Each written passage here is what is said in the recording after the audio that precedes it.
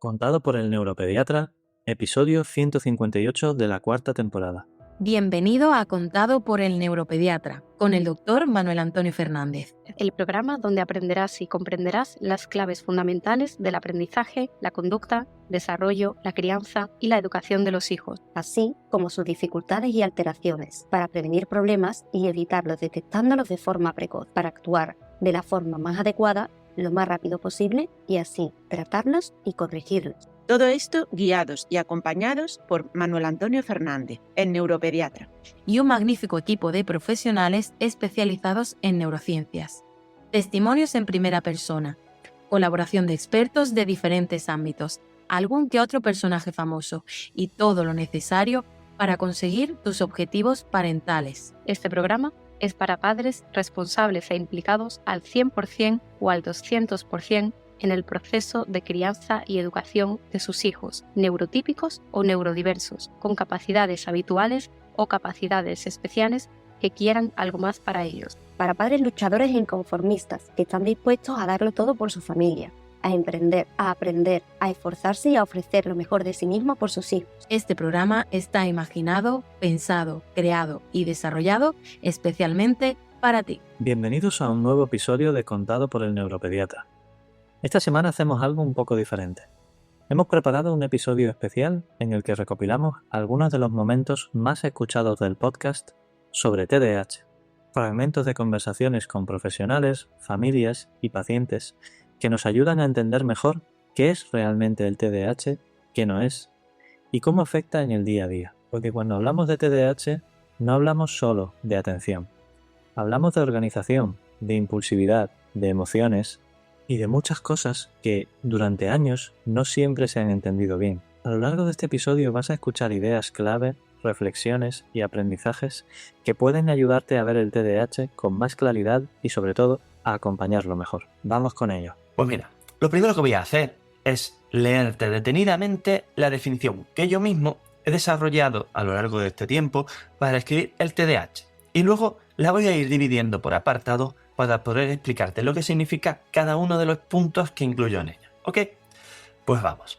Mira, el trastorno por déficit de atención con o sin hiperactividad, más conocidos por sus siglas TDAH, es un trastorno del desarrollo neurológico de origen multifactorial, pero fundamentalmente genético y con base claramente neurobiológica, en el que se generan una serie de alteraciones estructurales y funcionales en diferentes áreas del cerebro que alteran los mecanismos que regulan el control de la atención, el movimiento, los impulsos y las emociones, provocando de esta forma problemas de aprendizaje, rendimiento académico, problemas de la conducta o el comportamiento, problemas en las relaciones personales, familiares y sociales y, por supuesto, en la estabilidad emocional, el ánimo, la autoestima o el autoconcepto.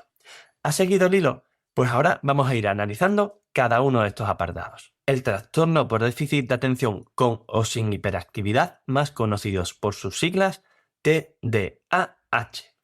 Y lo digo así de claro, TDAH, porque este trastorno, tal y como se define formalmente, tiene este nombre completo. Es un trastorno en el que nos podemos encontrar con problemas de atención, de hiperactividad o de impulsividad, pero que como nombre genérico formal tiene este TDAH, trastorno por déficit de atención con o sin hiperactividad. De manera que cuando por ahí hablan de siglas diferentes, TDA, porque en su caso lo definen como sin hiperactividad, o TDAH, o yo sé, cualquier nombre que os podáis imaginar diferente a esto, que tengáis claro que es una nomenclatura y una forma de referirse a él equivocada. Si queremos definir las características o el tipo de TDAH, tenemos que definir que es un trastorno por déficit de atención como sin hiperactividad de tipo inatento o de tipo hiperactivo impulsivo o de tipo combinado o de tipo inespecífico. Pero no podemos cambiar la terminología que formalmente está definida para describir este término, ¿de acuerdo? Punto 2. Es un trastorno del desarrollo neurológico de origen multifactorial, pero fundamentalmente genético y base claramente neurobiológica. Bueno, aquí tenemos 4 puntos que analizar. Por un lado, el concepto de llamarle trastorno del desarrollo neurológico. Es un trastorno del neurodesarrollo, del proceso de desarrollo neurológico normal que ya en otros episodios os he referido cuando hablamos de neurodesarrollo, que es el proceso que va desde la tercera semana de embarazo hasta más allá de la edad adulta, incluso 30, 40 y demás años, y que sigue un proceso con diferentes fases, con diferentes características y con diferentes peculiaridades. De manera que tenemos todo lo que son las desviaciones de ese proceso de desarrollo, es lo que se acaba generando en un trastorno del neurodesarrollo. ¿Vale? Si el camino del neurodesarrollo normal fuera una línea recta, que no lo es evidentemente, un retraso del madurativo, un retraso del desarrollo sería ese camino algo más lento, y un trastorno sería un camino muy lento o una desviación de ese camino en cualquiera de los otros las otras posibilidades que existen. Cuando decimos que el origen es multifactorial, nos referimos a que hay diferentes causas que lo pueden generar. Hay, por un lado, una predisposición genética, que es la causa más frecuente, como vamos a ver ahí en el siguiente punto, pero también hay factores ambientales que lo generan, ¿vale?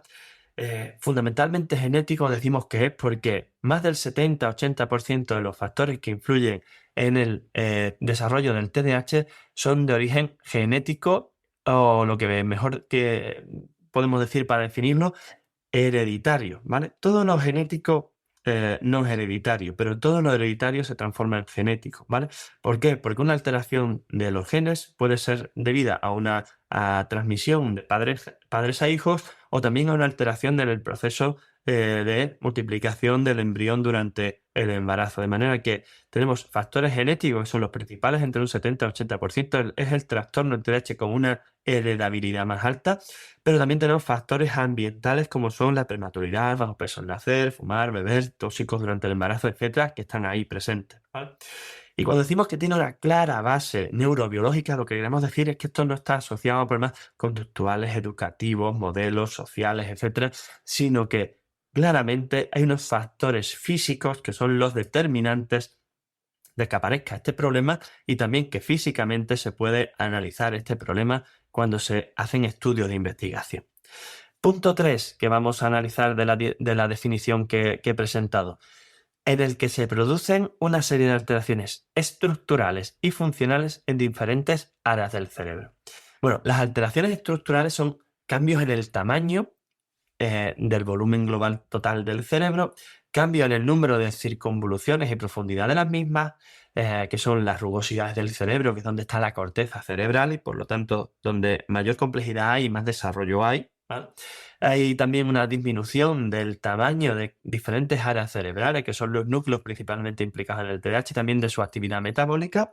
Y también nos podemos encontrar con lo que hemos dicho, que son alteraciones funcionales. Las alteraciones funcionales se refieren a los circuitos. En el TDAH se generan una serie de alteraciones en los circuitos cerebrales, en las fibras nerviosas que conectan diferentes áreas, que son al final las responsables de la alteración de estos funcionamientos cognitivos, de lo que es la regulación que vamos a ver de la función ejecutiva. Punto 4 de lo que vamos a ver de esta definición que hemos presentado, que alteran los mecanismos que regulan el control de la atención, el movimiento, los impulsos y las emociones. Bueno, por aquí tenemos que hablar de que en esos circuitos que hemos referido anteriormente, lo que se alteran es el metabolismo de los neurotransmisores implicados, ¿vale? Son dopamina y noradrenalina. Todo esto lo veremos con detenimiento en cada uno de los episodios que vamos a ir presentando a continuación, pero lo que se produce es un exceso de recaptación presináptica de dopamina y noradrenalina, es decir, la dopamina y la noradrenalina existentes no llega a ejercer su función en su destino y por lo tanto tenemos una baja funcionalidad. ¿Esto qué genera? Pues problemas en el proceso de autocontrol de lo que denominamos las funciones ejecutivas. Las funciones ejecutivas que hemos definido como todo el proceso, que definimos como todos los procesos cognitivos que ayudan al funcionamiento de la regulación, planificación, organización, gestión del tiempo, atención selectiva, atención sostenida, control de impulsos, etcétera, y que además podemos definirlas en dos grupos: las frías, que son las que hacen referencia a los procesos exclusivamente cognitivos, y las calientes, que son aquellas que hacen referencia a los procesos principalmente de origen emocional. Estos son lo que podemos definir como patrones neuropsicológicos dentro de los niveles del neurodesarrollo que hemos definido en episodios anteriores. Y también tenemos, dentro del punto 5 que ya hemos referido anteriormente, de esta definición, podemos decir que son provocando problemas de aprendizaje y rendimiento académico, problemas de la conducta o el comportamiento, problemas de las relaciones personales, familiares y sociales y la estabilidad emocional, el ánimo, la autoestima o el autoconcepto.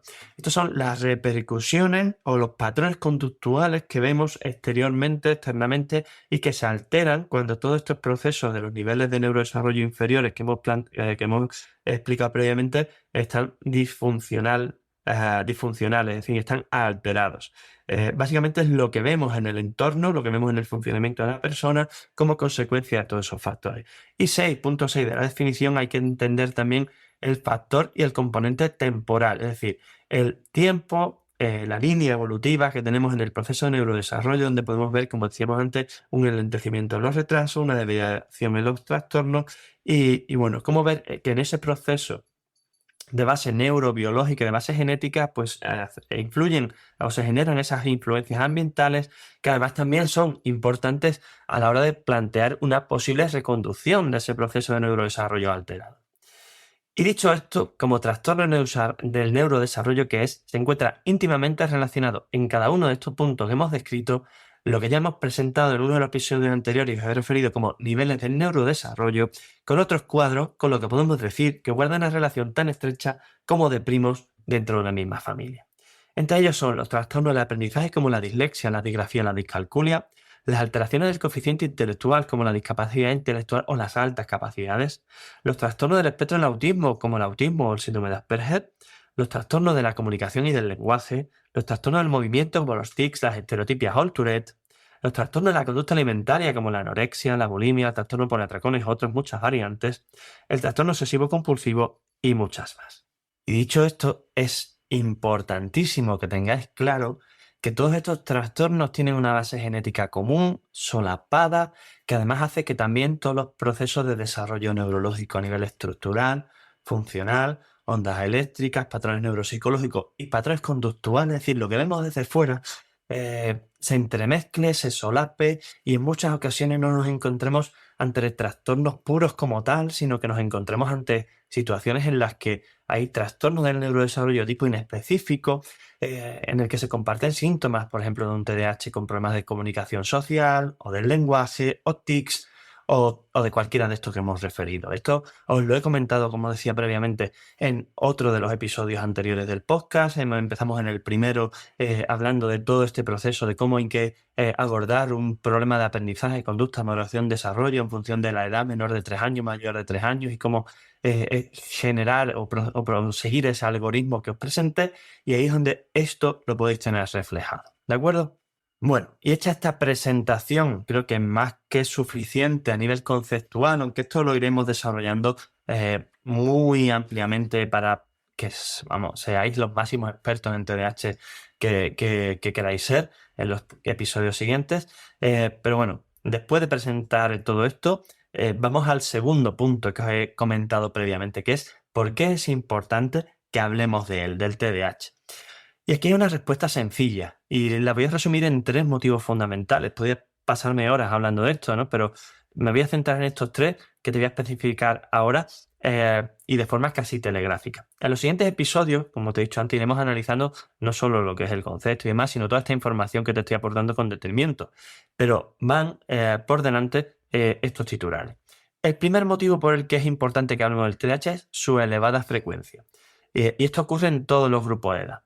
El segundo de ellos es la importante y alta tasa de repercusiones clínicas que produce en los diferentes ámbitos vitales de la persona que lo padece y también en su entorno. Y el tercero de ellos se basa en la existencia de buenas opciones de intervención y de tratamiento que permiten paliar en ocasiones y en otras solventar incluso por completo los síntomas del TDAH y por lo tanto las repercusiones de esto en la vida diaria de los pacientes. Como decía, el primero es la elevada frecuencia que tiene el TDAH en los diferentes grupos de edad. Estas cifras rondan alrededor del 7% de los niños en edad escolar, entre los 6 y los 14 años, el 2,5% de los adolescentes y hasta el 4,5% de los adultos. Estos que son cifras altísimas comparadas con otros problemas como pueden ser la epilepsia, la migraña, etc. ¿Vale? Y todo esto sin contar las cifras fiables sobre frecuencia en niños menores de 6 años. No tenemos cifras claras en ese tramo de edad. A modo de ejercicio de concienciación, te voy a proponer una pequeña actividad que no te va a llevar más de 5 minutos si me sigues el paso a paso. Vamos a coger estas cifras y vamos a calcular el número de personas con TDAH de tu región. ¿Vale? Vamos a ir a buscar la página web del padrón donde vienen los datos de la población de tu región y vas a buscar el grupo de 6 a 14 años. Vas a multiplicar ese número por 0,06, que será el 6%. Vas a hacer lo mismo con el grupo de los 15 a los 18 años, pero multiplicándolo por 0,0025, que es el 2,5%. Y lo mismo, de nuevo, con el grupo de los 18 y hasta los 60 años, porque hasta esa edad tenemos cuadros de TDAH. Y lo vas a multiplicar por 0,045, ¿vale? Que es el 4,5%. Acuérdate, multiplica por 0,06, 0,025, 0,045. Todo eso, ¿por qué lo hago? Vas a saber así, con estas cifras, vas a tener la idea aproximada de cuánto es el volumen de personas con TDAH que hay en tu población.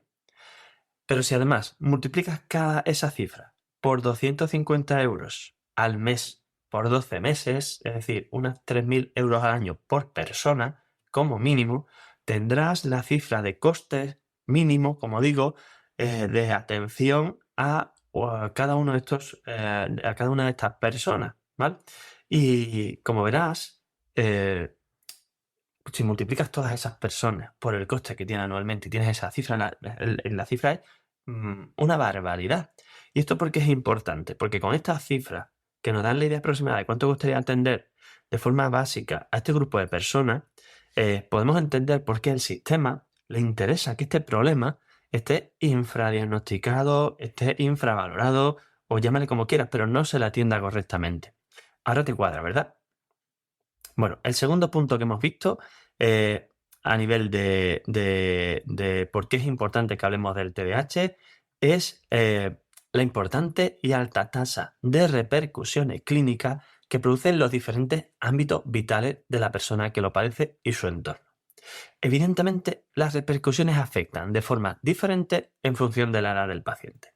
Además, los síntomas predominantes también influyen, entendiéndose a inatento, hiperactivo, impulsivo, pero engloban el entorno como el aprendizaje, el rendimiento académico o laboral, la conducta y el comportamiento, los diferentes entornos, las relaciones sociales, familiares o personales y, por supuesto, los aspectos emocionales con inseguridad, baja autoestima, mal autoconcepto, ansiedad o depresión. Vamos a ver, las personas con TDAH de media tienen más repeticiones de cursos, más expulsiones, más abandono prematuro de los estudios, menos estudios universitarios, empleo de menor cualificación, mayor conflictividad social y familiar, un elevado porcentaje de consumo de sustancias, importantes problemas emocionales, mayor tasa de suicidio y un sinfín más de problemas que a la larga, aunque sea de forma mucho más difícil de medir, resulta infinitamente más caro que invertir en una detección e intervención integral precoz. Pero claro, todos sabemos que hace tiempo que a la administración dejó de importarle este tipo de cosas, ¿no? Y que se centra casi exclusivamente en el coste anual o como mucho en el de una legislatura, ¿cierto? Además, siempre les queda el as en la manga de aprovechar la teórica subjetividad de los síntomas del TDAH para justificar sus consecuencias con otros temas como la falta de esfuerzo, el modelo educativo, los problemas sociales y un sinfín más de aspectos puramente demagógicos que, bueno, al final compra quien le interesa, ¿no?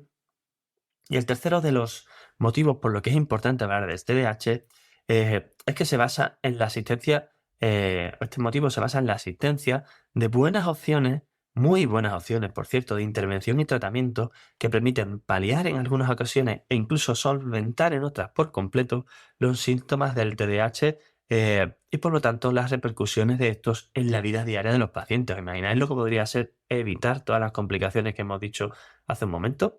Pues esto hace referencia a lo que se denomina, de forma normalmente mal entendida, tratamiento multidisciplinar o multimodal. El concepto acertado es ser consciente de la existencia de una serie de herramientas terapéuticas que, en base a los datos científicos existentes y el perfil de cada paciente, tenemos a nuestra disposición para planificar el mejor plan de intervención integral individualizado.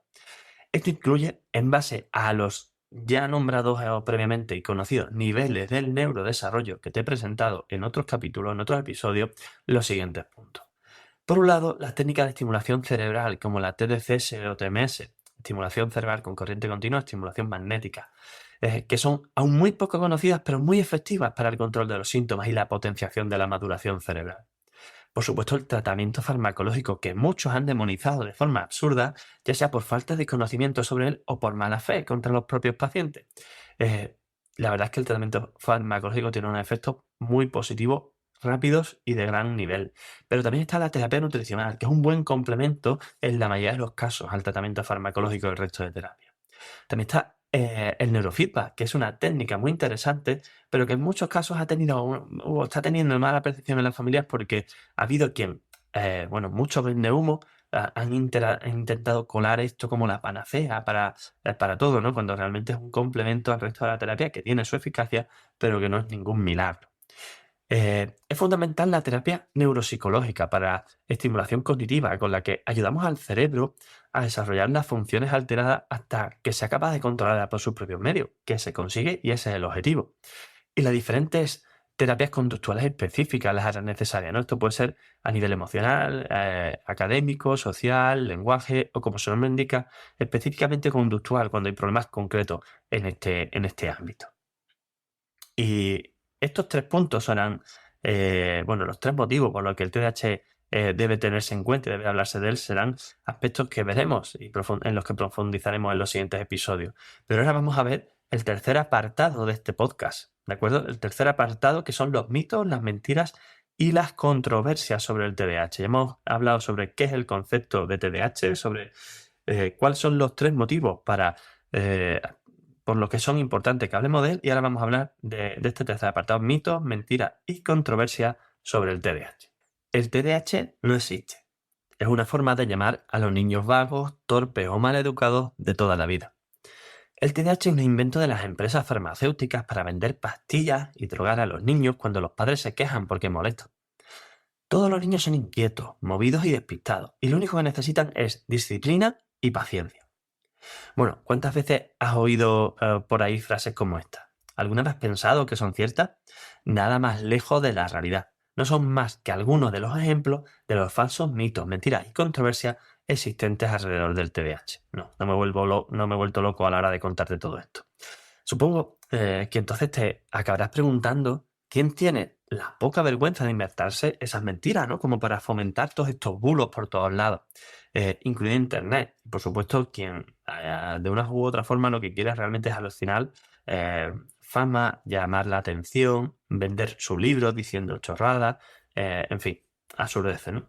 No te preocupes, porque en este apartado del podcast te voy a contar las principales mentiras que escucharás sobre el TDAH y la verdadera explicación de muchas de ellas. Así que te voy a contar la verdad, toda la verdad y nada más que la verdad de una vez por todas sobre los 10 falsos mitos más importantes sobre el TDAH, para que todos los cantamañanas, sí, con todas las letras, cantamañanas, que te calientan la cabeza, dejen de crearte dudas e inseguridad sobre la situación de tu hijo. ¿De acuerdo? Pues mira, empezamos. Mentira número 1 sobre el TDAH. El TDAH no existe. Falso. El TDAH es uno de los problemas neurológicos infantiles más estudiados en las últimas décadas. Y de hecho el número de estudios científicos realizados al respecto se cuenta por miles. Yo digo que por kilos de papel, ¿vale? Tanto es así que siempre lo digo de esta forma, ¿no? Haría falta una grúa gigante para levantar las toneladas de papel necesarios para imprimir todos esos estudios, ¿vale? Para que podáis haceros una simple idea de lo que estamos hablando, ¿no? Cuando hablan de que el TDAH no tiene base, no es científico, en fin, estupideces, por no decir otra palabra más fuerte, ¿no? Mentira número 2 sobre el TDAH. El TDAH se debe a un modelo educativo familiar negligente o demasiado permisivo. Falso de nuevo. El TDAH es un trastorno del neurodesarrollo, como lo hemos definido antes, de un origen multifactorial, pero fundamentalmente genético. Y por lo tanto, en la inmensa mayoría de estos casos, hereditario. Tiene la mayor heredabilidad de cualquier problema del neurodesarrollo y mental.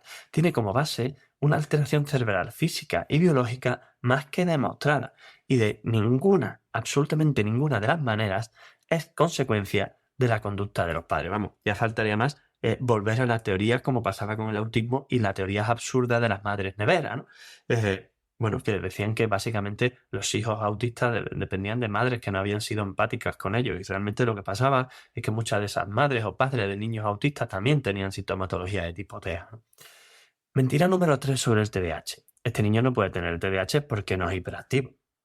Falso, falso, y además como una metedura de pata como la copa de un pino.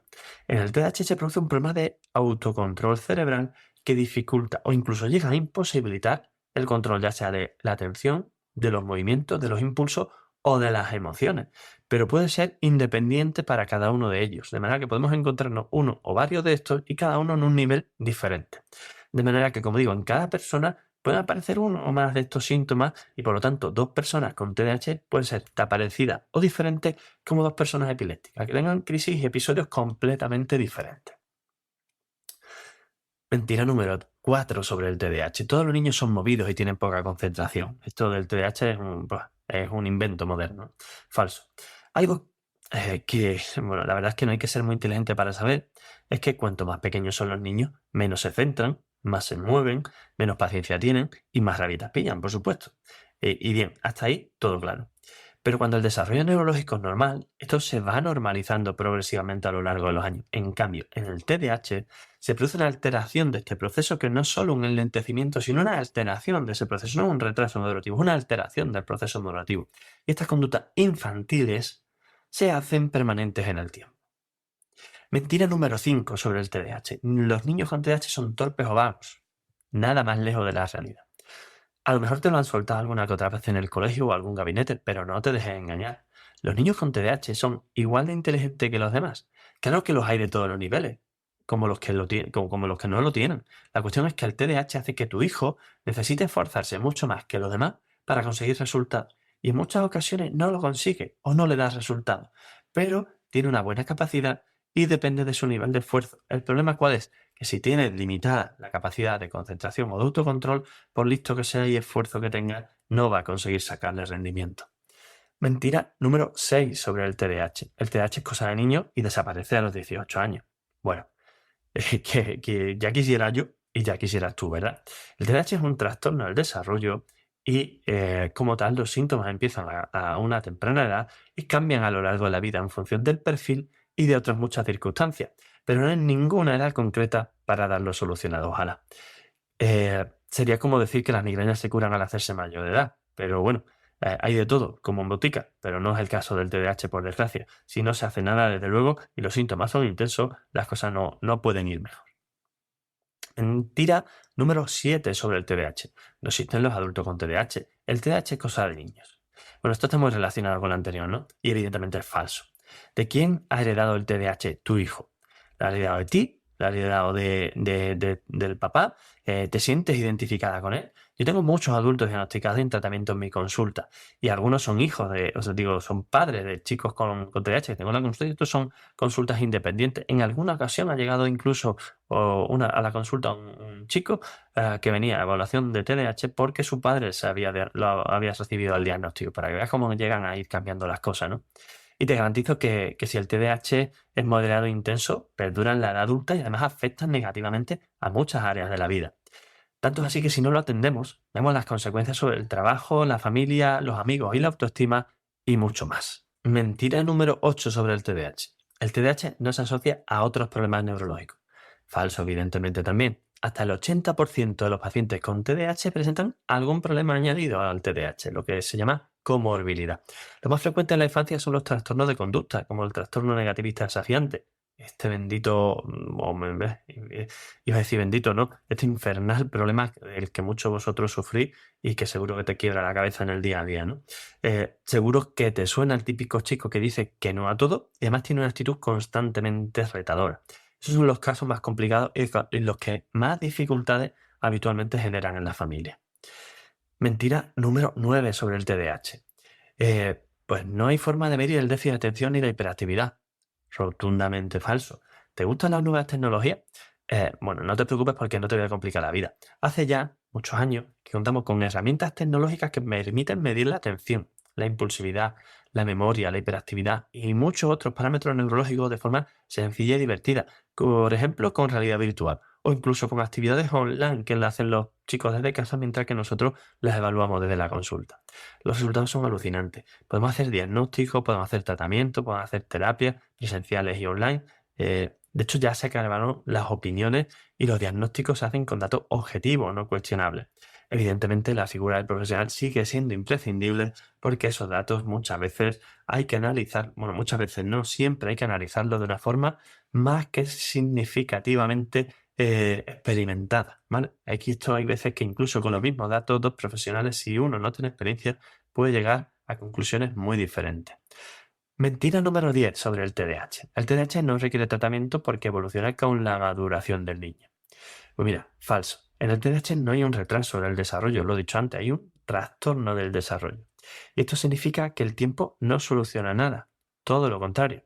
Y precisamente por eso es fundamental reconocerlo a tiempo, diagnosticarlo y tratarlo correctamente. Porque el tratamiento precoz reconduce el proceso madurativo e incluso hasta normalizar, en determinados casos, su evolución. De lo contrario, podemos acabar llegando a un punto en el que sea casi imposible mejorar la situación. En un mundo donde la hiperestimulación está por todas partes, ¿cómo afecta el TDAH a la forma en la que un adulto gestiona su tiempo, su atención y su productividad? Creo que vivimos en un mundo diseñado para explotar la dopamina, ¿no?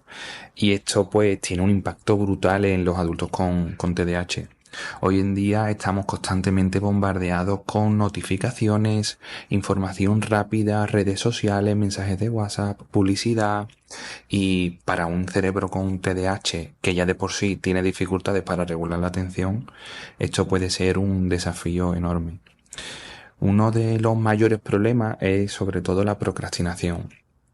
Muchas personas con TDAH luchan con la gestión del tiempo porque subestiman cuánto les va a llevar a hacer algo o porque simplemente no sienten la urgencia suficiente hasta que el plazo está, demasiado cerca.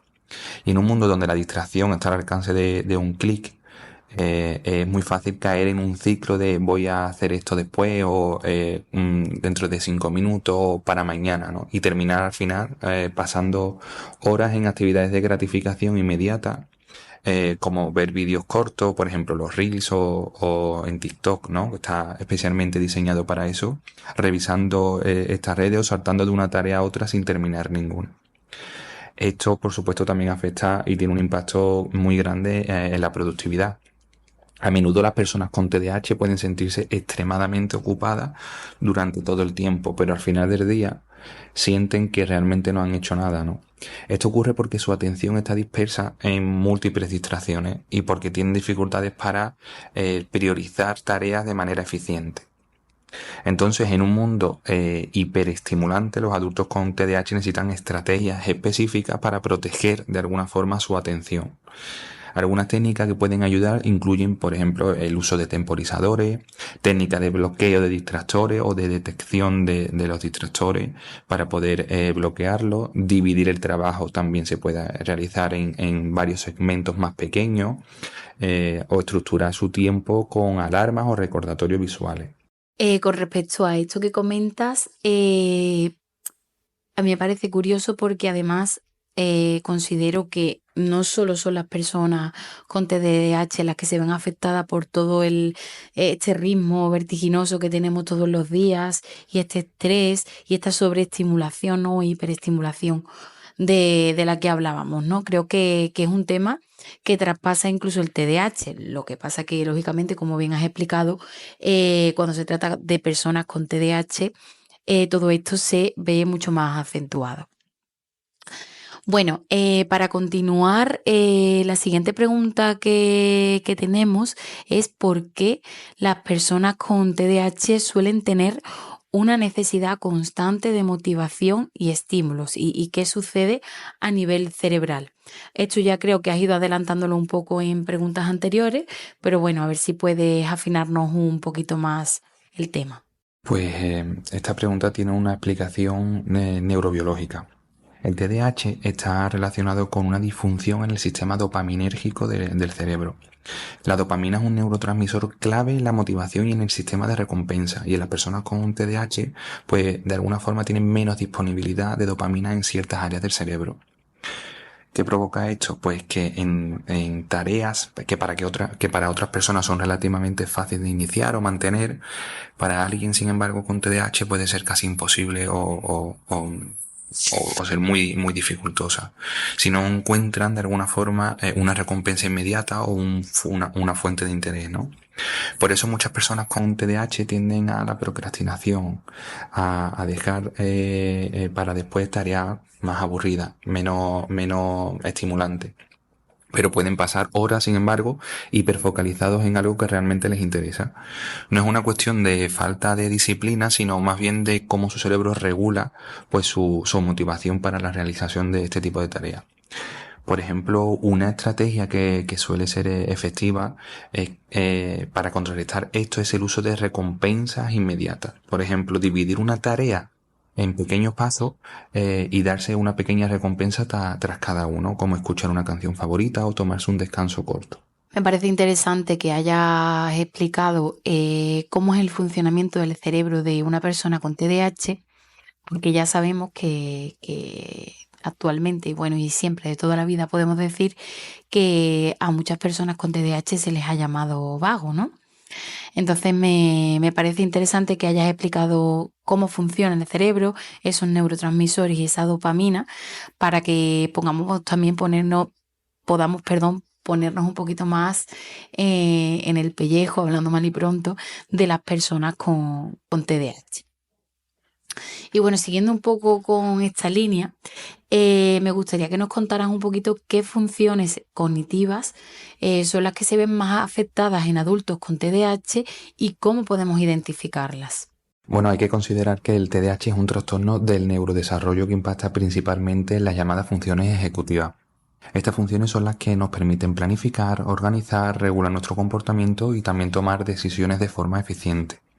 En adultos con TDAH, las funciones ejecutivas más afectadas suelen ser la atención sostenida y selectiva, por ejemplo, a través de dificultad para mantenerse concentrado en tareas aburridas repetitivas, distracción fácil con estímulos irrelevantes, o pueden estar físicamente presentes en una conversación pero mentalmente en otro lado.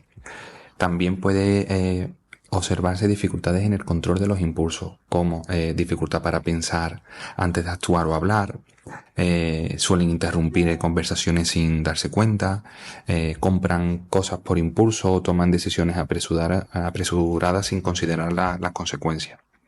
También hay dificultades para la gestión del tiempo y la organización.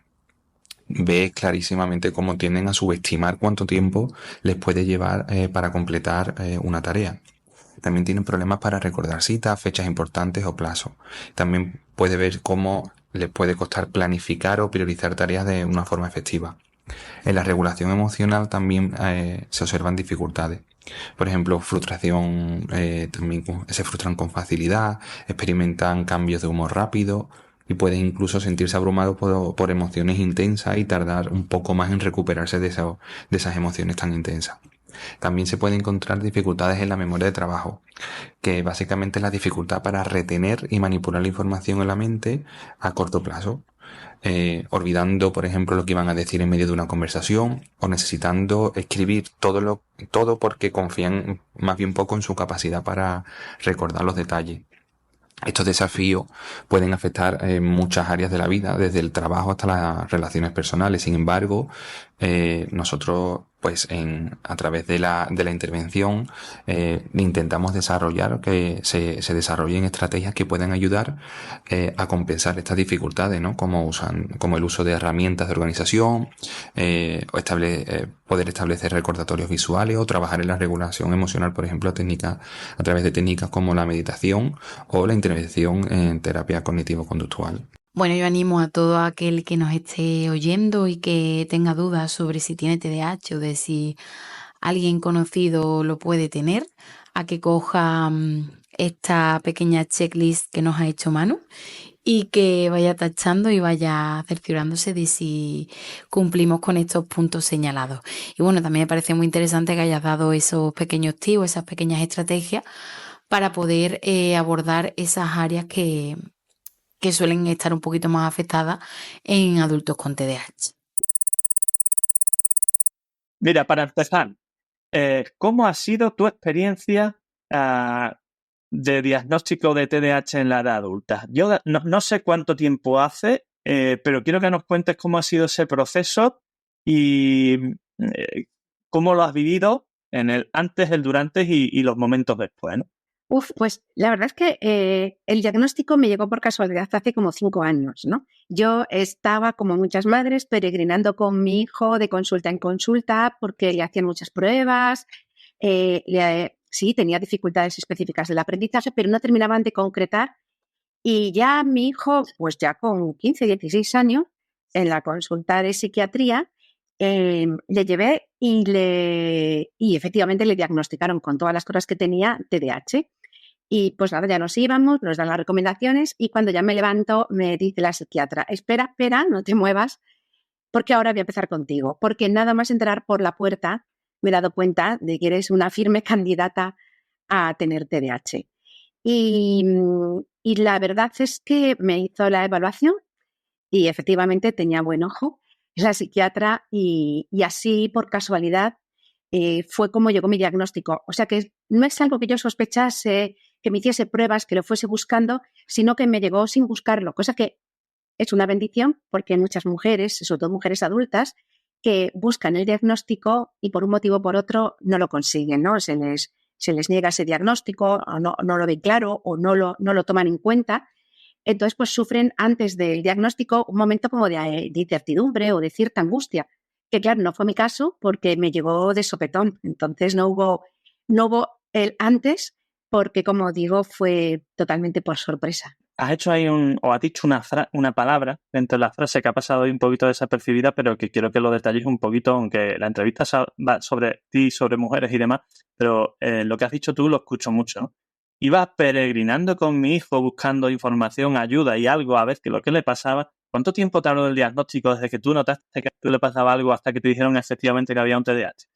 Porque a mí esto es algo que me llega todavía a sorprender mucho cuánto se puede demorar. Sí. Manuel, ¿qué te puedo decir? O sea, es que no sé, tengo que echar cuentas, puede ser fácilmente 9 años, 8, 9, incluso 10 años. Recuerdo en primero de primaria que yo ya le decía a la profesora de mi hijo, a su tutora, qué le ocurre a mi hijo, que le noto que no llega. Yo tengo otra hija, 1 año y poco menor, entonces iba un curso por detrás y la niña siempre iba por delante que su hermano, que era mayor. Y yo me ponía con mi hijo, igual que me ponía con mi hija, pero los resultados eran los que eran, es decir, malos. Y yo siempre decía, algo le ocurre a mi hijo, algún problema tiene, y además es que es verdad, en casa no descansa, está siempre nervioso, duerme mal, algo le ocurre a mi hijo. Y como mi hijo que es más extraño porque es un chico y es el subtipo inatento, pues no daba guerra, estaba en clase, sentado, tranquilo, sin molestar, sin hablar, sin moverse.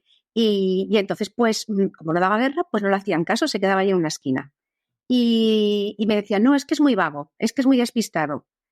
No sé decirte los años, las pruebas, distintos médicos, distintas consultas. Cuando por fin hubo un neuropediatra que le tomó un poquito más en serio y le dio su primera medicación, a mí me costó mucho dársela porque es verdad que parece, al principio hay un rechazo, ¿no? Sobre todo por parte de los padres nos da como miedo dar la medicación. Pero ya cuando me decidí, mi hijo se empezó a poner fatal y la suspendí, claro. Y no era la medicación, sino que debutó la diabetes. Entonces pasó otro año más hasta que eso se estabilizó y ya superado ese temor pudimos volver a retomar las consultas. Y le diagnosticaron con TDAH al cumplir los 16, nada más cumplirlos.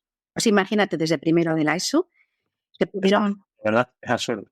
9 años. Bueno, para todos los que nos escuchen, si una madre dice que a su hijo le pasa algo, y esto no es que lo diga yo, porque yo me crea nada, ¿vale? Sino que fue una de las primeras cosas que me enseñaron cuando yo empecé la especialidad de pediatría en el Hospital Virgen del Rocío, aquí en Sevilla, nos dijeron en urgencia nos dieron, bueno, te dan el curso de formación, empiezas tal y cual, y nos dijeron 2 cosas muy importantes que las tengo aquí grabadas. Si una madre viene y dice que a su hijo le pasa algo, tú la crees mientras que se demuestre lo contrario. Lo tienes que demostrar tú y a ver si eres capaz de demostrarlo, porque si no lo demuestras, no puedes firmar un informe de alta diciendo que al niño no le pasa nada.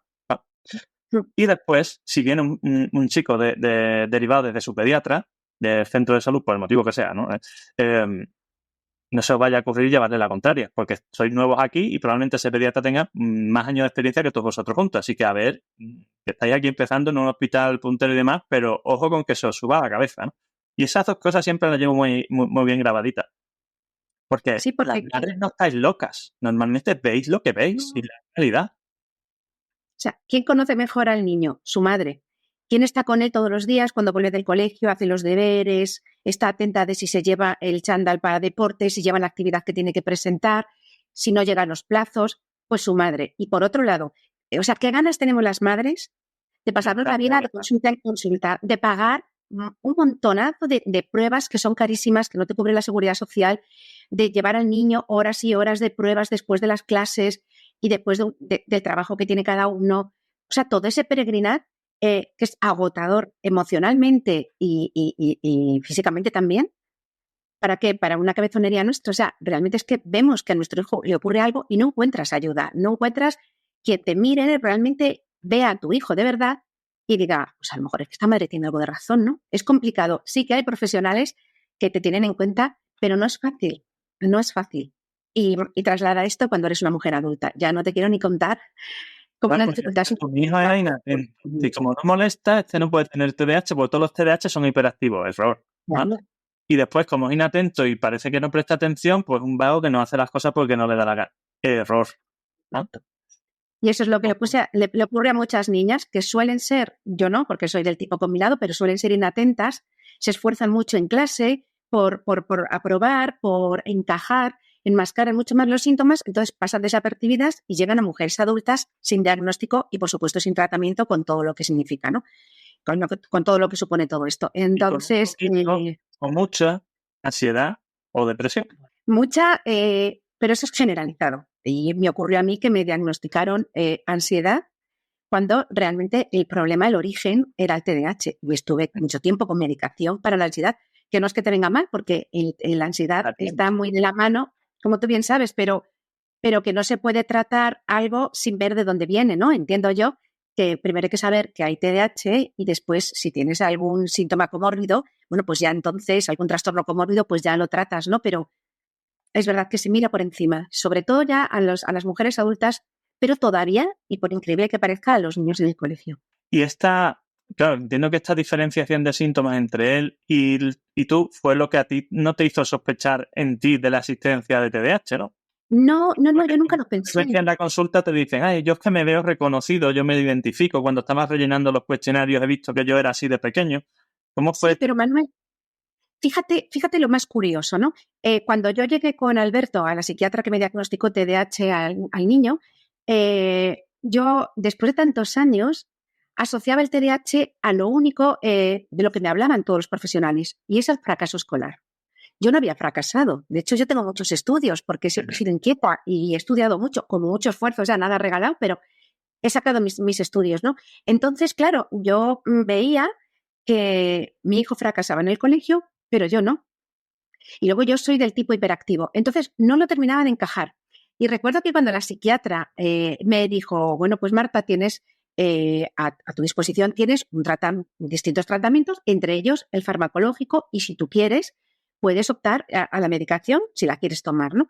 Y yo en ese momento estaba estudiando mi doctorado y dije, uy, pues qué bien, porque con esto me voy a concentrar fenomenal. Porque pensaba que... Sí, claro, lo noté bastante, ¿eh? Así que tengo que dar las gracias a la psiquiatra. Yo creo que en parte el mérito de haber terminado es por la medicación, que podría haberlo terminado igual como terminé las carreras que he estudiado. Pero bueno, y yo le dije, qué bien, me voy a concentrar más, porque pensaba que era eso, nada más. Y eso que yo soy una madre implicada y que iba con mi hijo y me enteraba y tal. Y me dice, pero Marta, pero si la concentración es el menor de tus males. Y yo dije, ¿sí? ¿Y qué más es esto del TDAH? Y ahí fue donde me di cuenta de la falta de información y comprendí que iba mucho más allá, y al ir leyendo e investigando me di cuenta de cuántas cosas comparto con mi hijo. pero eso lo supe después de mi diagnóstico. Eso fueron, es decir, la búsqueda de esa información, podríamos decir que fue una de las primeras reacciones al recibirlo, o fue sorpresa y a ver por dónde va. Bueno, la verdad es que una de las primeras cosas que yo quise hacer nada más salir de la consulta era leer, informarme. La psiquiatra me dio unas pistas y luego además tuvimos varias sesiones y me ayudó mucho, pero yo quería saber más. En primer lugar, por entender a mi hijo y ayudarle mejor, porque me daba cuenta de que no le estaba ayudando correctamente, porque como madre con un niño con dificultades en el aprendizaje y que luego se confirmó el TDAH, no tenía ninguna información por parte ni de los profesores, ni de los profesionales médicos que habían ido tratando a mi hijo para saber qué tenía que hacer con mi hijo. O sea, que lo que había ido haciendo era, en gran medida, sentido común, ¿no? Que funcionó muy bien, pero sentido común de madre, ¿no? Pero la verdad, Manuel, es que la primera reacción fue, me quedé un poco así y dije, claro. Bueno, todo tiene mucho sentido porque ella me dijo, Marta, piensa si tú cuando has sido pequeña, cuando has sido adolescente, te has sentido diferente al resto.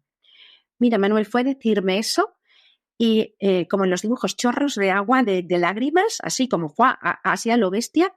Pelos de punta, ¿no? Ahí va. Entonces era como un descubrimiento. Dije, no me digas que todo esto que yo llevo arrastrando toda mi vida, cosas que he querido ocultar, que las he dejado como tapadas, no quería pensar mucho en ello, todo lo que yo me sentía de diferente, de apartada, de distinta, de castigada, de reprendida, de todas esas cosas que yo he tenido, era por esto.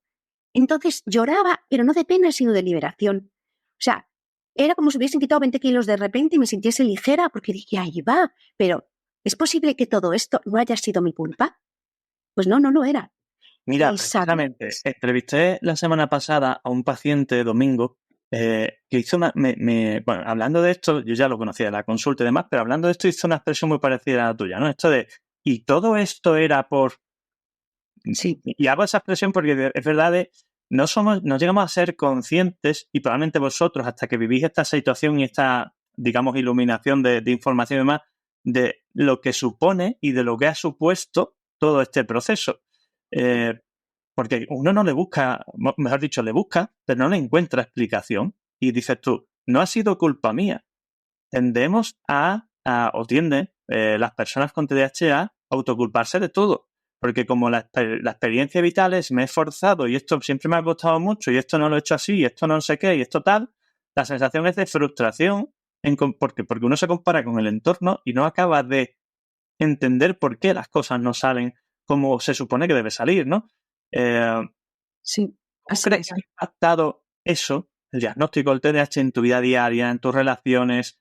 ¿Y qué consejos le darías a esas personas que están pasando por un proceso similar de sospecha, que no ha sido el tuyo de sospecha inicial, sino así como de sopetón, o que ya tienen el diagnóstico para abordar esta situación, ¿no? Para gestionar este impacto vital que ha tenido el TDAH?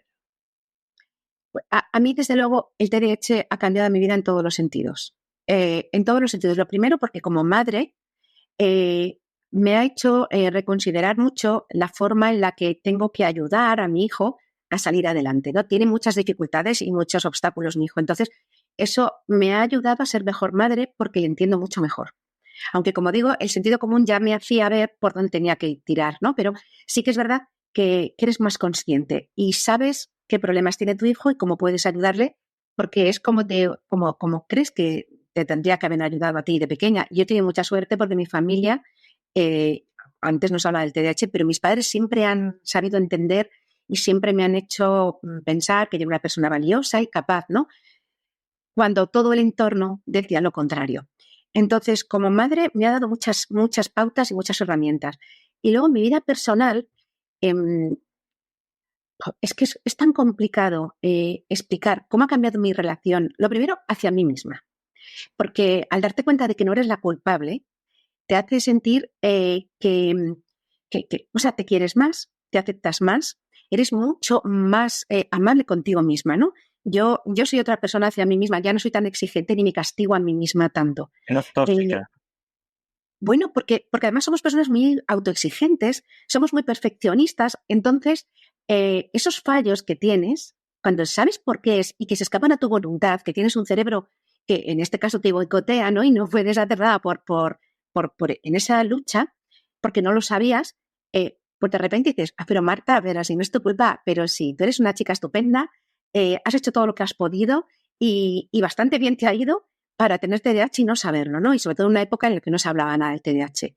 Pero luego también No, una adulta con TDAH que dice que para los genes que tengo, demasiado bien me va la vida, ¿eh? Así que mira. Pero ¿cuánto hemos hecho las personas adultas y que hemos nacido y hemos crecido, hemos crecido sin el diagnóstico para llegar a donde estamos? Pero si es que es para darnos muchas palmaditas a nosotros mismos en lugar de castigarnos, porque lo hemos tenido muy difícil. Pero luego además la relación hacia los demás también me ha cambiado porque, excepto en el entorno laboral, eso es otro tema, a quien no le guste lo que hay, pues lo siento mucho, ¿no? El TDAH es un buen filtro para relaciones tóxicas. Quien no entienda cómo soy, quien no entienda cómo funciono, que no hago las cosas a mala leche, yo no me olvido de las cosas a propósito, no me gusta ser desorganizada a propósito, y sin embargo valoran el esfuerzo tan enorme que hacemos por organizar nuestro tiempo, por planificarnos correctamente, por no resultar tan intensos, por no interrumpir a la gente cuando habla, por intentar ser ordenados al hablar, etcétera, etcétera. Por todo ese trabajo tan grande que hacemos a diario, pues quien no lo quiera entender, pues lo siento, pero... A tomar por saco, por decirlo así. No quería decir así, sí. Pero es verdad, ¿no? A quien no lo sepa, como me dijo mi psiquiatra, un día les doy de mi TDAH y ya verás cómo cambian de actitud. ¿Qué rutina, qué hábito, de qué forma has conseguido, cuál ha sido la clave en tu día a día para llevarlo y para conseguir sentirte, ya no te digo el hiperfoco este que me comentas, sino más centrado en respuesta a esa intensidad de estímulos externos que tenemos en el día a día? ¿Quieres que lo cuente con un poco de ciencia o de manera muy simple para los demás? Primero lo simple. Lo simple. Tú lo que tienes que hacer es dejar claro a tu cerebro en qué momento vas a ser una persona 100% emocional en el día. Y eso hacerlo de la manera más rutinaria posible. Yo lo que recomiendo es que sea a una hora mitad pasada de tarde, por ejemplo, las 6 de la tarde. Y que lo hagas rutina. Y que a partir de esa hora tú sepas que no tienes que hacer nada. Solo imaginar, sentir y compartir con el resto de personas.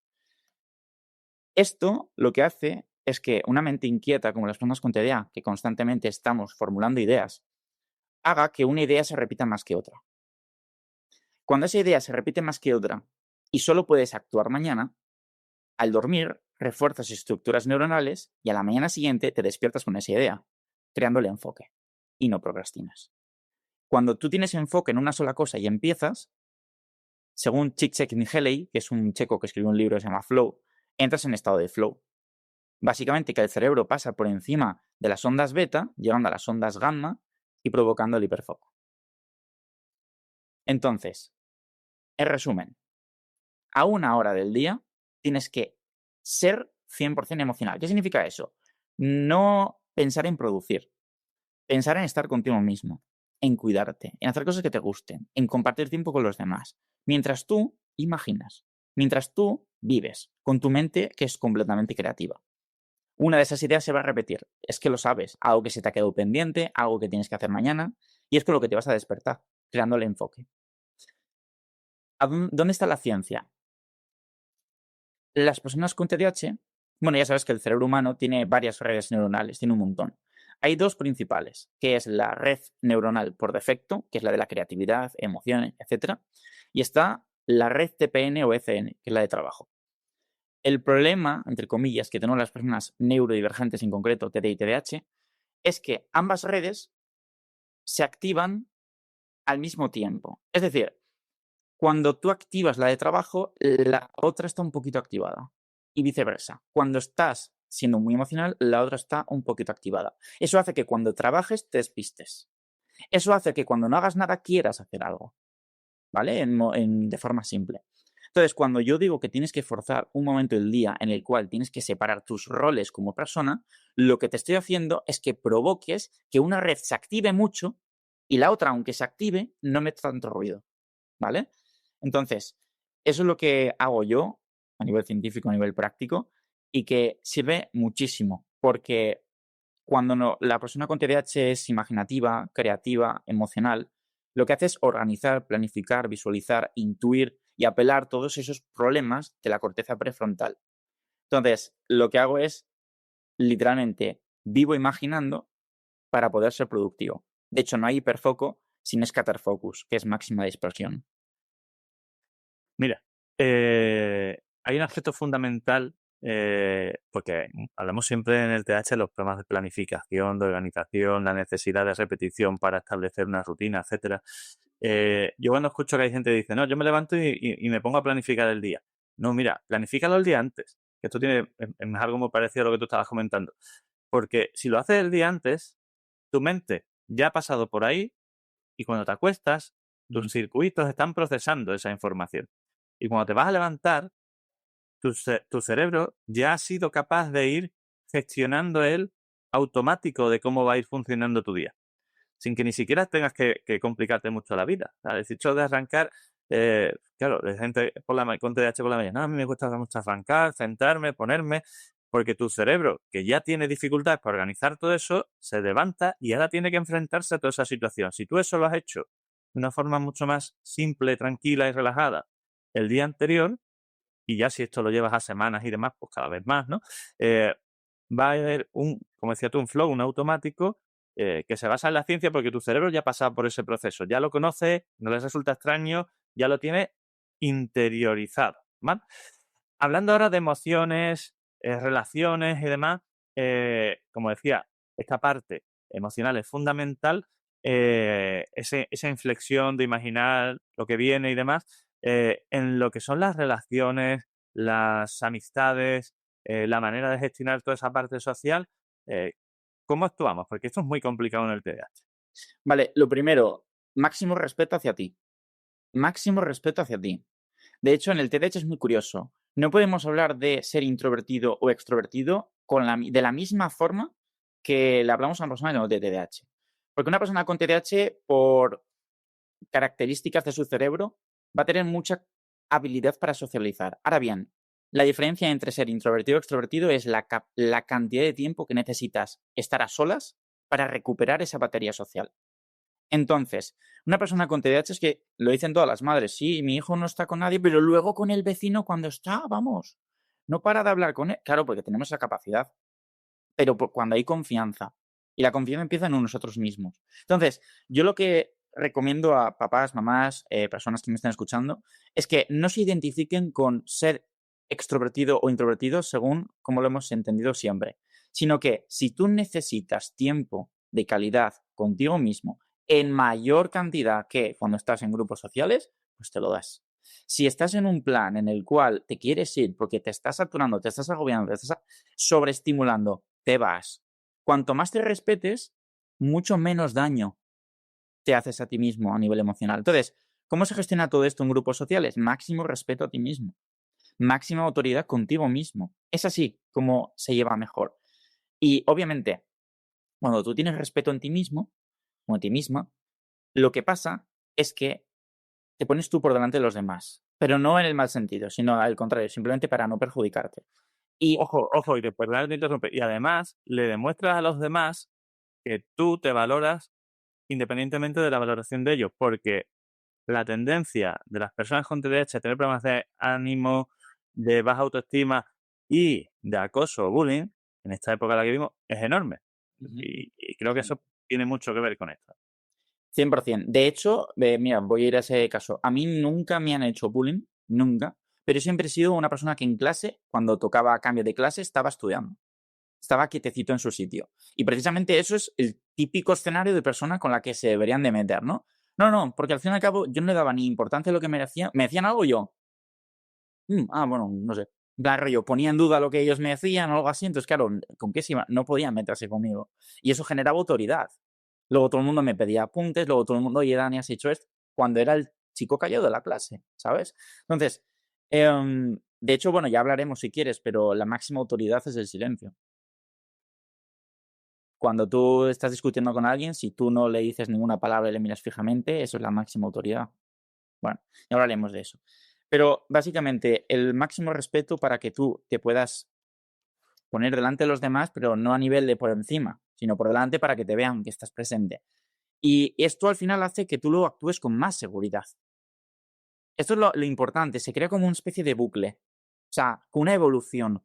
Cuando tú te priorizas, cuando tú te pones por delante en el buen sentido, luego no te sientes constantemente juzgando tus actos. Y eres tú. De hecho, el bien más preciado que tenemos las personas neurodivergentes es nuestra personalidad. Jamás debe de apagarse por otra, opacarse, mejor dicho. La personalidad es el bien más preciado de las personas con TDAH, porque precisamente es lo que nos da esa creatividad, eh, todos nuestros talentos nos lo da nuestra personalidad. Somos como tiburones. Si dejamos de nadar, morimos. Entonces, el hecho de darte este respeto a ti mismo hace que tú, literalmente, vivas más feliz.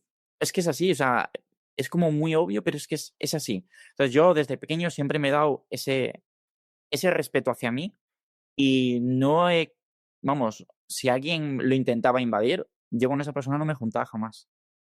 Porque precisamente, ¿para qué voy a compartir tiempo con personas que igual me pueden hacer daño o lo que sea? Pues yo iba a mi bola. Y eso, pues, me ha hecho que, bueno, al principio sí que era más reservadito y tal, pero me hizo ver que las personas tienen cosas interesantes que contarnos, desde el más listo hasta el menos listo. Y hoy en día he de decir que me encanta conocer a personas nuevas porque consigo entender y compartir y aprender cosas que me hacen avanzar mucho más deprisa. Entonces, personas con TDAH que ahora mismo tengan dificultades para relacionarse, lo primero, máxima seguridad a vosotros mismos, ponerse en primer plano. Y lo segundo, saber que cualquier persona puede contaros algo interesante. Ir con esa perspectiva. Genial. Ya nos has contado a lo largo de la entrevista tu intención, tu propósito, tus expectativas con todo lo que haces. Para ir terminando, ¿qué mensaje clave, qué cosa para llevar y para grabar en la memoria le darías a una persona que sospecha que tiene TDAH, pero no lo ha afrontado, una persona evidentemente adolescente, adulto, y a sus padres que no saben cómo gestionar esto o que se ven superados por una situación de estas características? Empezamos por quién no sabe que lo tiene. Lo primero, yo, aquella persona que cree que tiene TDA pero no lo sabe, o precisamente no lo sabe, te diría que en este mundo hay mentes que ven la vida con demasiados colores y ahí estamos nosotros. Y precisamente en la amalgama de colores es donde están todos los aspectos positivos de la vida. Y puede que al principio sea como un viaje interestelar, pero al final te hace ver la vida con mucha personalidad. Entonces, lo que le recomendaría a ese tipo a las personas que no saben que tienen TDAH es que no le tienen que tener miedo a un diagnóstico o a lo que la gente llama etiquetas. Porque las etiquetas te las pones tú mismo. Yo al principio del podcast te he dicho, yo me olvidé que tenía TDAH. Yo soy partidario de, si tienes sospechas, diagnostícate para saber realmente cómo es tu cerebro, pero luego elimina esa etiqueta. Quiero decir, no debes de perdurar con ella. Y lo animo porque al final damos vueltas en círculos constantemente por no entender cómo funciona la mente. Y si antes hemos dicho que hay una parte emocional que está mucho más desarrollada que la racional y hay una descompensación y por eso te aceleras, ahora entiendes por qué eres impulsivo, ahora entiendes por qué eres muy emocional, ahora entiendes por qué se te olvidan las cosas, ahora entiendes por qué trabajas en hiperfoco. Es súper importante saber cómo es tu mente. Es como hacerte una radiografía, ¿no? Para saber exactamente tu composición corporal. Eso por un lado. Aquella persona que lo tiene, vamos a ir por edades, papás y mamás. Lo primero, tu hijo es una persona que tiene déficit de atención por querer prestar demasiada atención a todo. Entonces, tu hijo no es que no tenga capacidad para atender, es que va por estimulación. Entonces, hay que entender eso y hay que hacer que su vida sea estimulante, sea activa, que sea todo con retos, que sea con refuerzo positivo, porque entonces verás que tu hijo es simplemente un genio. De hecho, dicen que ser despistado o tener muchas cosas en la cabeza es un indicio de ser un genio. Se asocia a la riqueza intelectual. Bueno, entonces, que tienen que hacer que la vida de su hijo sea, vamos, de colores, como su cerebro. Lo siguiente, recordar que nosotros, como la parte racional la tenemos un poquito más inmadura en edades tempranas, vamos a colocar directamente la validación en terceras personas. Y precisamente es en los padres donde más se hace esto. Entonces, como papá y como mamá, sois los encargados de crear una atmósfera de amor, de acompañamiento, de cariño, que va a ser lo que vuestro hijo no os pida y no os agradezca, pero necesite.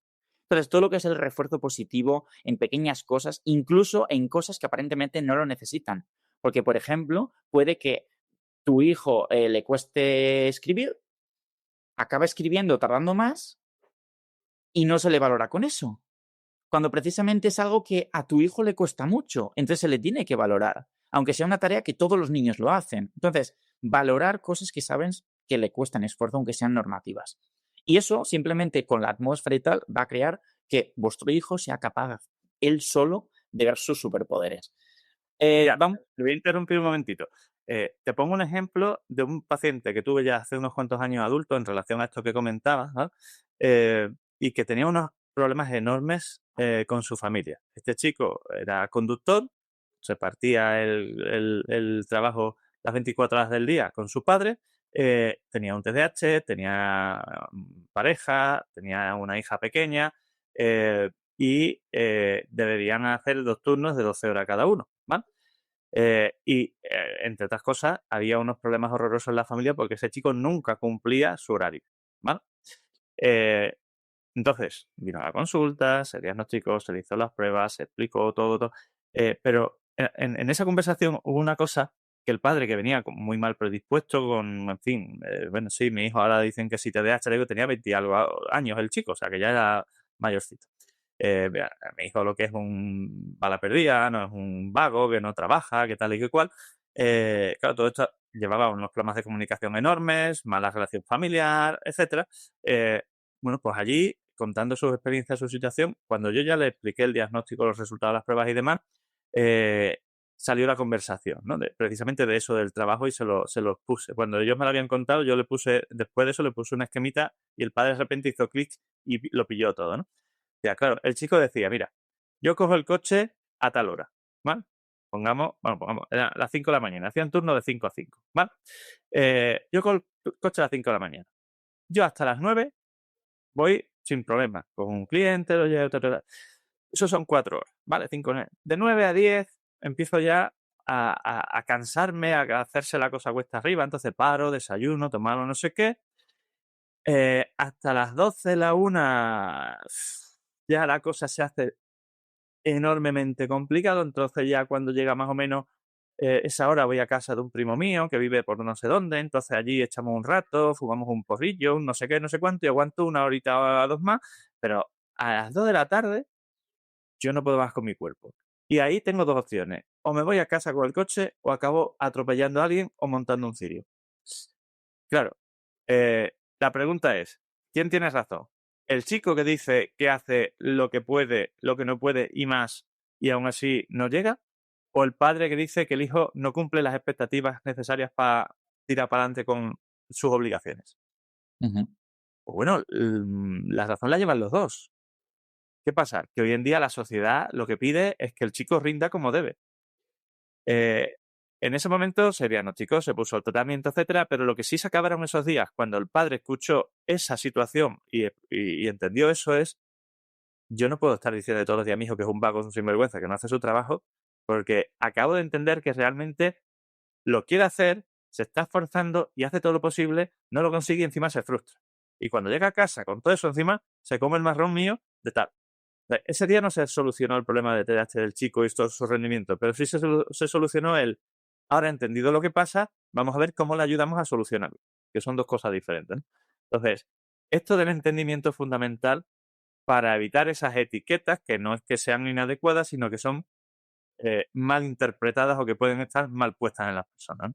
Claro, Manuel, podemos ir más allá. Tú imagínate que esto se le dice a un niño cuyo cerebro se está desarrollando. Hemos dicho que el lado emocional es quien tiene más protagonismo. Entonces, si tú constantemente le dices que no vale, aparte de que le va a doler, aunque igual pase o no le dé importancia, eso se programa en su cerebro. Y en el futuro, ¿sabes lo que hará ese niño o esa niña? Lo que hará es buscar el perfeccionamiento selectivo porque nunca le parecerá suficiente. Entonces, de esta forma, se quedará paralizado por lanzar cualquier proyecto, porque necesita la perfección para lanzarlo. ¿Por qué? Porque necesitaba la validación que nunca le dieron sus padres. Entonces, Todo lo que es una atmósfera de cariño, de amor, de confianza, de refuerzo positivo, hace que en el futuro esa persona sea más decidida o más segura de sí misma.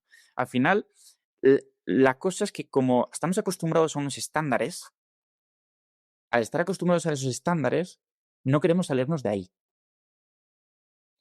Y, por ejemplo, también hay que entenderlo. El trabajo ese de estar con el camión, conduciendo, etcétera, y para una persona con TDA puede ser muy, muy, muy automático, muy poco estimulante. Igual ese tío lo pones en una obra, haciendo una obra, y este que está para arriba, para abajo, subiendo carretilla, para allá, es un trabajo parecido, pero es completamente estimulante. Entonces, quiero decir, muchas veces como personas con TDAH, para poder elegir trabajo, tenemos que elegir un trabajo que vaya acorde a la velocidad de nuestro cerebro y a nuestra demanda de atención. De hecho, vas a ver que esto es muy curioso. Personas con TDAH camareras no se les olvida nada. Puede que tengan dificultad. ¿Qué me has pedido? ¿Una copa? Pues te la apuntas en un papel, pero no se les olvida luego nada. Porque estás constantemente pum, pum, pum, pum, pum. Ahora bien, ¿qué pasa con personas que están en una oficina con TDAH? No llegan a tiempo, no entregan sus trabajos, se despistan con todo, se olvidan de todo les hace cuesta arriba, porque están sentados en una silla quietos mirando una pantalla. Es como, también va en función a la... Tenemos que hacer cosas que ven a la velocidad de nuestro cerebro. Yo tengo allá en mi habitación, tengo una cinta de andar con la que me elevo la mesa hasta arriba y doy las sesiones andando. ¿Sabes? Y de esta forma hago de lo monótono algo más estimulante. Constantemente, cositas en las manos para poder estar autorregulado. Es súper importante. Creo que nos habíamos quedado en un mensaje para adolescentes o por ahí. Muchos adolescentes llegan a diagnóstico en edades de adolescencia. Y precisamente esto es un golpe muy inesperado. Porque al final todo el mundo está en edad de cambio, a esa edad. Y si a ti te dicen que eres de una manera que no esperabas, readaptarte a un ritmo de cambio con otro cambio es como muy, muy complicado. Yo en ese caso seguiría un poquito lo que he dicho antes. Máximo respeto a ti mismo y empezar a definir con conciencia qué es lo que te hace diferente de los demás y potenciarlo. Tú lo que tienes constantemente es ver tus puntos brillantes. Tú tienes que sentirte como la vaca púrpura, que tiene unas cualidades y exprimirlas al máximo. Entonces, en esa etapa que tienes la capacidad de ser más consciente, yo lo que haría sería investigar en qué soy diferente. Diferente, no te digo mejor, diferente. Porque precisamente si tú dices, soy muy despistado, vale, la gente no es tan despistada. Entonces, eso dices, vale, ¿es una desventaja o no? Porque tú puedes decir, vale, pero es que eso me da mucha, digamos, paz cuando imagino. O me da mucha capacidad de proponer. O me da capacidad de proponer ideas que a nadie se le ocurren. Entonces, digamos que tú mira en qué eres diferente y trata de sacar las cosas positivas. Y constantemente empieza a interiorizarlo. A un adulto, ¿qué le diría? Nunca es tarde para diagnosticarse. ¿Vale? Muchos dicen, pero es que llevo toda la vida, que me he adaptado como sea, tal, no sé qué. Ya, pero precisamente yo tengo personas con las que trabajo en sesiones, 50 años, 40 años, 45 años, y estoy en el mejor momento de mi vida porque por fin me he entendido. Cuando nosotros andamos con un lastre en el pie, andamos, sí, hemos conseguido aprender a andar, sí, pero con un lastre en el pie. Cuando lo sueltas, baja muy bien. Y sobre todo, cuando tienes hijos con TDAH, porque les comprendes el máximo. Creo que hemos tocado todos los pilares, todas las edades. Correcto. Y de hecho, acabando, ahora te voy a hacer 4 preguntas que son muy rápidas que le hacemos a todos los que pasan por este podcast y que tienen que ver más con lo personal en otras áreas que no tienen que ver con esto del TDAH, pero que nos permiten tener una idea un poquito más concreta de cada invitado. ¿Café o té? ¿Y por qué? ¿Café o té? Vale. Me gusta mucho el café porque te da un pico de estimulación que se nota, pero prefiero el té por la L-teanina. Precisamente porque, por varios motivos. ¿Me puedo expandir un poquito en la explicación? Lo que tú quieras. Lo primero, yo cualquier cosa que es estimulante a nivel de cafeína, L-teanina, etcétera, la tomo siempre entre 1 hora y hora y media después de levantarme de la cama, no de despertarme, levantarme. Porque precisamente cuando nos despertamos tenemos el pico de cortisol por las nubes, haciendo que si tomamos algo de cafeína se libere más cortisol. Y cortisol más cortisol, la gente piensa que es mucho cortisol, pero lo que hace es, al contrario, un efecto contrario, desplomar el cortisol por los suelos, permitiendo la liberación de adenosina, que es algo similar a la melatonina que te hace dormirte o sentirte cansado o estar estimulado un tiempo, pero un efecto rebote que te permite, bueno, te hace estar cansado a mitad de mañana. Entonces, para evitar eso, yo siempre cumplo esas normas. Ahora bien, me gusta mucho el café porque soy muy cafetero. Y porque no siempre lo tomo, o sea, me gusta mucho, pero no siempre lo tomo. Fíjate, qué curioso. Pero precisamente porque, bueno, me da un pico muy estimulante. Ok. ¿Qué es lo que pasa? Porque muchas veces tomo té, no tomo tanto, tomo matcha, que también tiene L-teanina. Aquí se hace con el té verde, ¿vale? Entonces, ¿por qué tomo mucho matcha? Y yo lo llamo como bebida neurodivergente. Porque precisamente la L-teanina lo que te hace es soltar, vamos a hablar mal, ¿vale? Te suelta cafeína prolongadamente durante un tiempo. No un pico, sino una sostenibilidad. Hace que el cerebro tenga constantemente como gasolina. Y entonces hace que, aunque el primer pico no sea muy potente, te alargue mucho más el momento de productividad asociado a esa velocidad extra del cerebro. Entonces prefiero el matcha, el té verde, la teína, o sea, la L-teanina por esa parte. Y esto me ha sonado a lo de prefiero un motorcito diésel que un gasolina que va a tope al principio y después se pues, quema por el camino. ¿Mar o montaña? Montaña. Es curioso porque el otro día estuve en la montaña, estuve reflexionando. Yo siempre cuando volvías de clase, de vacaciones en septiembre, oye, ¿y dónde habéis ido? Todo el mundo, playa, playa. ¿Y qué prefieres? ¿La playa, la playa, la playa? Pues actualmente prefiero más la montaña. Y te voy a dar 2 motivos. El primero, que en la montaña estoy en movimiento y eso para mi cerebro va muy bien y tengo más como libertad. Y lo segundo, por mi hipersensibilidad. Es como que cuando estás con la arena pegada por todo el cuerpo, mojado, tal, que te quema el sol, no sé qué, es como que te sientes un poco como... Entonces, actualmente prefiero mucho más la montaña. ¿Lectura o deporte? Deporte. De hecho, leo poco. O sea, he leído bastantes libros, obviamente, y durante mi vida, pero leo por interés, no leo por entretener. Me gusta el deporte porque me ayuda a mejorar mi persistencia. Cuando es deporte, se libera BDNF, que transforma el dolor y sufrimiento en gratificación y placer. Entonces, esta forma el cerebro entiende que después de un esfuerzo hay una recompensa. Y entonces te ayuda a entenderlo en la vida cotidiana. Te hace un poquito más persistente. Y obviamente también, voy a hacer una pausa aquí, perdón. Cuando haces deporte, cuidas de tu salud y cuidas de tu físico. Y a veces no, siempre, aumentar tu ego y seguridad hace que te veas con mucha más seguridad de cara a los demás, a transmitir las cosas con mayor seguridad, te sientes más activo, ágil. Entonces, yo hago deporte por persistencia, pero también porque me ayuda a estar mucho más seguro, me ayuda a estar sano, etc. ¿Comida favorita? Mi comida favorita... A ver, es que esto es un tema muy interesante. O sea, muy interesante, es muy repleto. Me voy a quedar con una, que me has pedido una. Te diría que por versatilidad, sabor y combinación, el arroz. Pero no me digas un producto, dime una receta. El arroz, yo qué sé, como el arroz negro. Vale, yo... Buah, es que voy a soltar la manera impulsiva, igual en otro momento te lo diré así. El arroz con tomate, con base de ajo y cebolla, así simple. Perfecto. Como un arroz a la cubana, por ejemplo, que está magnífico. Más o menos, sí. Anécdota más divertida en familia, y esto es lo último que te pido. Ok. No, yo seguiría encantado, ¿eh? Anécdota más favorita Divertida. familia. Del pasado, del presente, La primera que te venga a la cabeza. Vale. ¿Cómo vencí uno de mis mayores bloqueos? Fue en 6º de primaria.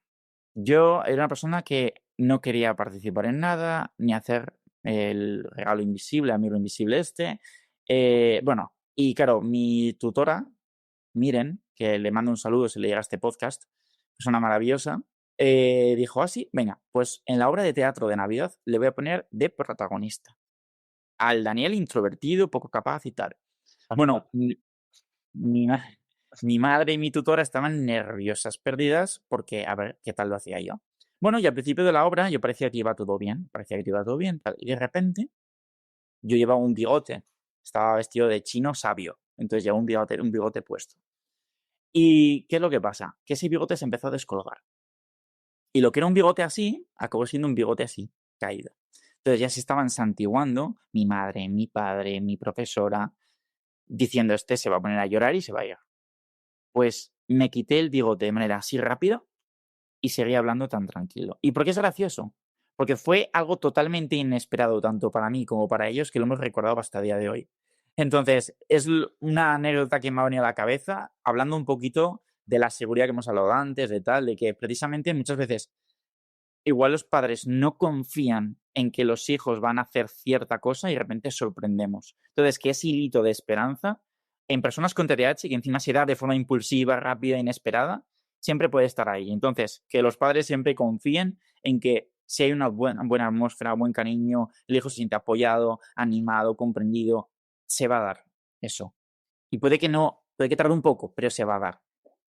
Mira, esto es así y además muchas veces pasan estas cosas improvisadas y esto es algo también que yo les explico a los padres en la consulta cuando llegan momentos de estos de tensión social y dices, bueno, toca la comunión, ¿no? Dice un chico, un TDAH o un chico con Asperger o un chico no sé qué y yo siempre les digo, no te preocupes absolutamente por nada porque ese día va a salir todo perfecto. ¿Tú crees que yo llevo trabajando en esto desde 2009? No ha habido ninguno que ese día haya tenido un conflicto. O sea, los chicos que parece que están en la parra y... No, acaban teniendo bastante más conciencia, responsabilidad. Es decir, ese día dice, pues mira, ese día parecía que el tratamiento había funcionado perfectamente. No pasó nada fuera normal. Estuvo tranquilo, participó, hizo no sé qué. Digo, ¿lo ves? Si tú le das... Evidentemente es algo que se va preparando durante un curso. Si tú le estás dando las herramientas y el chico es consciente de la situación, al final lo hará. Evidentemente, tienes que tener ese gusanillo para la preocupación, pero lo normal es que si se hacen las cosas bien, las cosas funcionan. Así que ese es el mensaje que quiero dejar yo. Esto puede ser complicado, pero si sabemos el qué, el cómo y el por qué, lo normal es que todo salga bien. Así que muchas gracias, Dani, por tu información, no la de aquí hoy, sino todo el trabajo que haces.